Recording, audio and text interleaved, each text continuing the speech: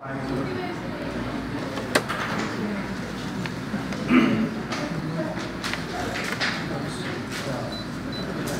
escúchame un rato. En relación a los fascículos descendentes,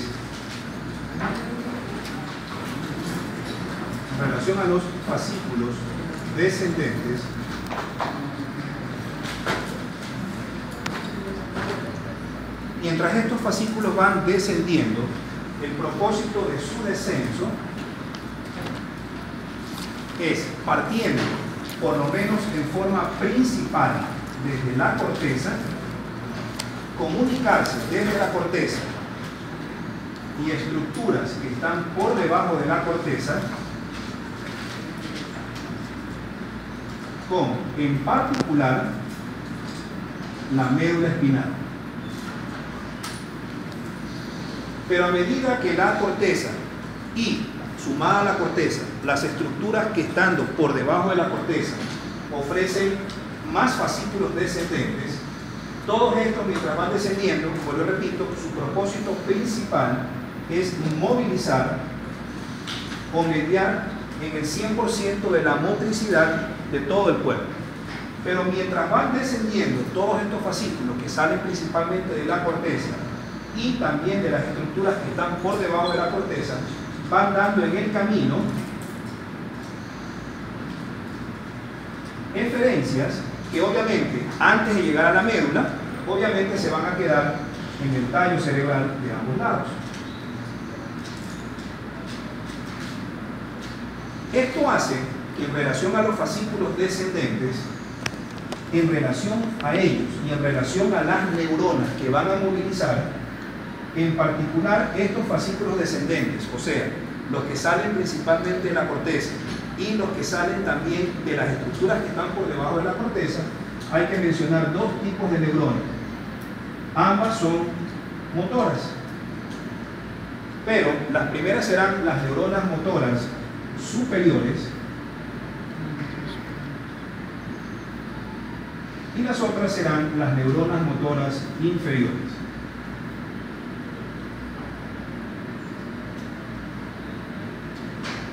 ¿Sí? Entiéndase por neurona motora superior todas las estructuras, incluida la corteza cerebral, que ofrecen fascículos que descienden hacia la médula espinal y mientras van descendiendo van dando colaterales, por así decirlo, en el transcurso, mientras van bajando en el tallo encefálico. A eso se le conocerá como neurona motora superior. Pero cuando estas eferencias que parten, ya sea de la corteza o de las estructuras que están por debajo de la corteza, van a llegar a otras neuronas motoras, y esas neuronas motoras serán las neuronas motoras inferiores. Por lo tanto, las neuronas motoras inferiores van a estar ubicadas ¿en dónde? Obviamente en el tallo cerebral y en la médula espinal. En relación al tallo cerebral, las neuronas motoras inferiores que están ubicadas en el tallo cerebral, obviamente van a ser todas aquellas neuronas, vuelvo de calco, motoras, que manejando motricidad tienen que ver con quién, en particular en el tallo cerebral, con todo lo que es pares craneales.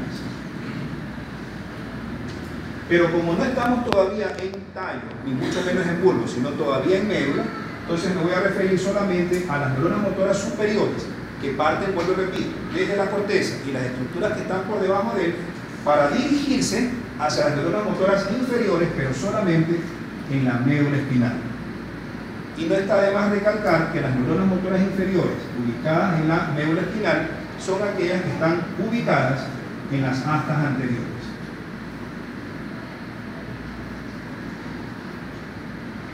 En estas astas anteriores, las neuronas motoras inferiores, a su vez, se subdividen en tres tipos de neuronas motoras inferiores. Las alfa, y estas básicamente lo que van a hacer es movilizar o inervar a estructuras musculares grandes, o sea, a las fibras extrafusarias.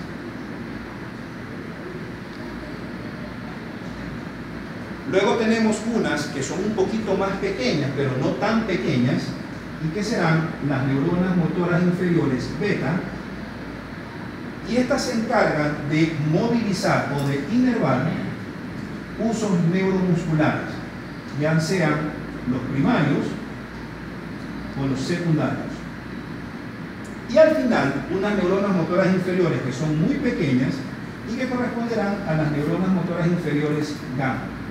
Que ya vimos que hay dos tipos, que son las dinámicas y las estáticas. Y obviamente el propósito de estas neuronas motoras gamma, que son las más chiquitas, es de movilizar o de inervar motora o motrizmente hablando a lo que es la fibra más pequeña, o sea, todo lo que está dentro del uso neuromuscular, o sea, a las fibras intrafusales.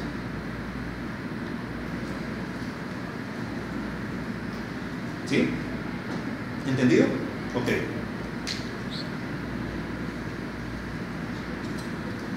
Entonces comenzaríamos a mencionar al principal efector que, vale la redundancia, proyecta fibras efectoras que descienden de arriba hacia abajo con el propósito de movilizar a la médula espinal. Entonces tenemos en particular la corteza cerebral.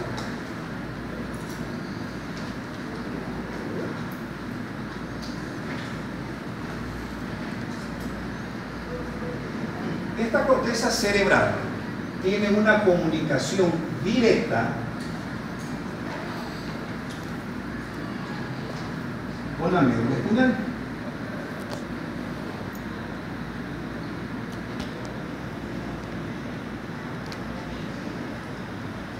Pero a su vez también hay otras conexiones indirectas desde la corteza hacia esas estructuras y de esas estructuras hacia la médula espinal. Por lo tanto, la única conexión directa entre la corteza y la médula espinal va a ser solamente esta fibra o este haz, que será el sistema piramidal, o también llamado haz córtico espinal. El particularmente principal es el lateral, y hay otros dos que son más pequeños y que no dejan de ser importantes, que son el anterior y el anterolateral. Pero a su vez, como esta es una conexión 100% directa, también hay conexiones indirectas. Entonces, la corteza, comencemos con uno de los principales o de las principales estructuras que comunican desde la corteza en forma indirecta con la médula espinal, de la corteza al núcleo rojo.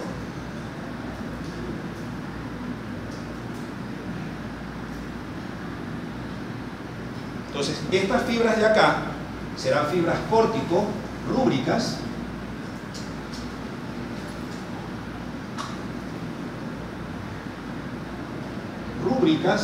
porque van de la corteza al núcleo rojo.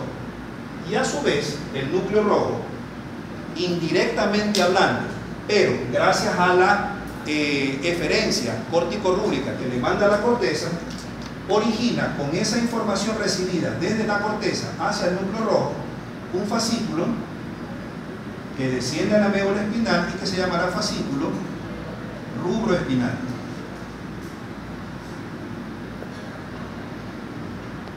¿Sí? Luego tenemos otra comunicación entre la corteza y la formación reticular.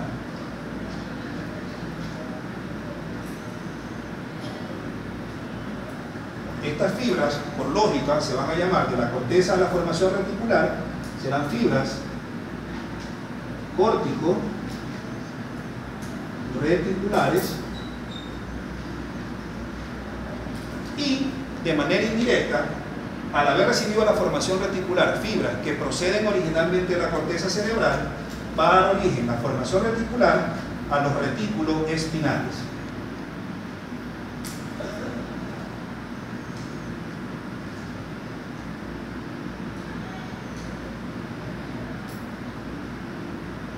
¿Sí?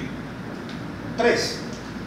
Otra estructura, estando por debajo de la corteza, o sea, subcortical, también va a ser una estructura que en forma indirecta, recibiendo fibras directas de la corteza, indirectamente se va a conectar con la médula espinal y tenemos los núcleos vestibulares.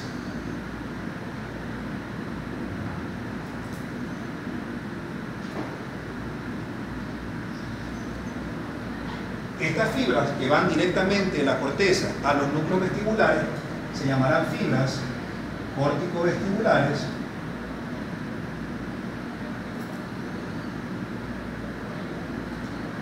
y desde los núcleos vestibulares que han recibido la influencia directa de la corteza cerebral va a dar origen en forma indirecta una comunicación o una eferencia hacia la médula espinal que obviamente se llamarán fascículos vestíbulos espinales.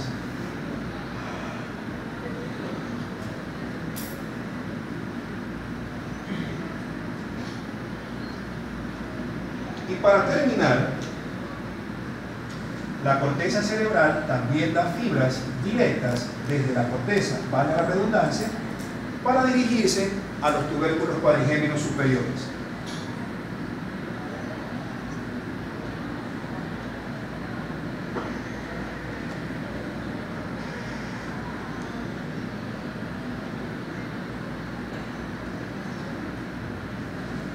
Por lo tanto, estas fibras directas que parten directamente de la corteza hacia los tubérculos cuadrigéminos superiores se llamarán fibras corticotectales.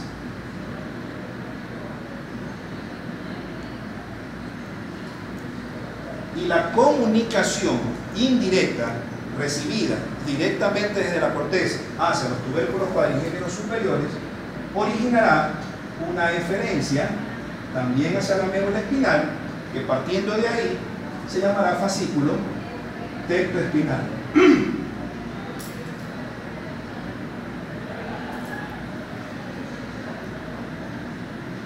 ¿Sí? Pero también hay otras estructuras en medio que no ofrecen estas eferencias de manera indirecta. ¿Cuáles son?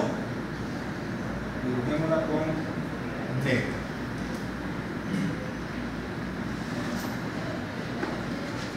Por ejemplo, el hipotálamo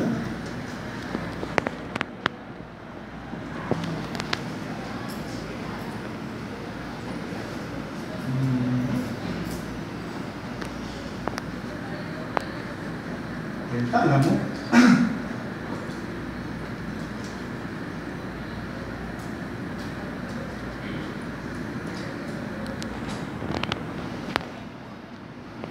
el cuerpo estriado es lo mismo que decir ganglios de la base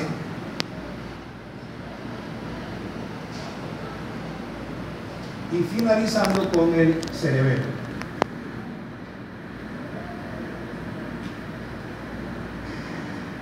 A las fibras que parten directamente de la corteza al cerebelo, obviamente van a ser fibras córtico-cerebelosas. A las fibras que directamente salen de la corteza hacia el tálamo serán fibras córtico-talámicas.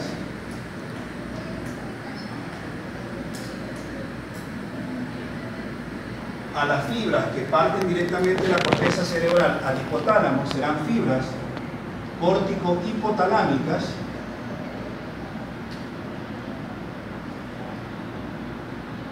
Y a las fibras que parten directamente de la corteza del cuerpo estriado se llamarán córtico-estriadas.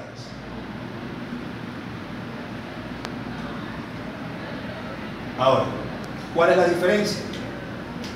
Que las que tienen que ver con el núcleo rojo, desde la corteza al núcleo rojo, tanto la corteza como el núcleo rojo serán neurona motora superior. Y el fascículo rubroespinal que sale del núcleo rojo también va a ser neurona motora superior, ¿sí? Porque están partiendo de estructuras que están por encima de la neurona motora inferior. Por lo tanto, corteza, núcleo rojo y rubroespinal serán neurona motora superior, para dirigirse hacia la neurona motora inferior, pero que está en la médula espinal. De la corteza directamente hacia la médula espinal, el fascículo córtico espinal que sale desde la corteza y mientras está descendiendo hasta antes de llegar a las astas anteriores, o sea, a la neurona motora inferior, también se le llamará neurona motora superior. ¿Eso qué quiere decir? Que la neurona motora superior, en este caso de aquí, se puede lesionar aquí, aquí, aquí y aquí, y antes de llegar a la médula espinal, pero precisamente a las neuronas motoras inferiores. Lo mismo ocurre con la corteza cerebral, que manda una comunicación directa con la médula espinal. Si hubiera una lesión del sistema piramidal, la neurona motora superior está ubicada en la corteza, en el trayecto del fascículo o incluso en la médula, pero antes de llegar a la neurona motora inferior de las astas anteriores. Lo mismo ocurre con la formación reticular. Las fibras que parten de la corteza a la formación reticular y que son córtico-reticulares serán la neurona motora superior, pero ¿de quién? De la formación reticular. Por lo tanto, esto será neurona motora superior y esta será neurona motora superior y los fascículos serán neurona motora superior. Y se convertirán a neurona motora inferior cuando este fascículo termine en la neurona motora inferior. Entonces miren el trayecto que es inmenso. Okay. Lo mismo ocurre, la misma cuestión con los núcleos vestibulares. En relación con la corteza cerebral hacia los núcleos vestibulares, la corteza, las fibras córtico-vestibulares, los núcleos vestibulares, los fascículos vestíbulo-espinales, los cuatro serán neurona motora superior y se transformarán en neurona motora inferior cuando esta fibra de aquí, la vestíbula espinal, termine en las neuronas motoras inferiores de las astas anteriores de la médula espinal. Y para finalizar, en relación a los tubérculos cuadrigéminos superiores, este tubérculo cuadrigémino superior, la corteza cerebral, las fibras córtico-tectales y el fascículo tectoespinal, los cuatro, al igual que los otros tres, son neurona motora superior, que va a terminar igual en la neurona motora inferior, que está ubicada en las astas anteriores de la médula espinal. ¿Sí me hago entender? Por lo tanto, en este 1, en este 2, y en este 3, y en este 4, cada una de las salidas, o sea, corteza, fibras, la estructura a la que llega, o el fascículo a la que dan origen, en los cuatro ejemplos, en las cuatro formas de trayecto, todo será neurona motora superior. Y lo que está acá abajo, o sea, en sustancia gris de la médula, es neurona motora inferior. Pero en cambio las otras no tienen comunicación directa ni de broma con la médula espinal. ¿A quién me refiero?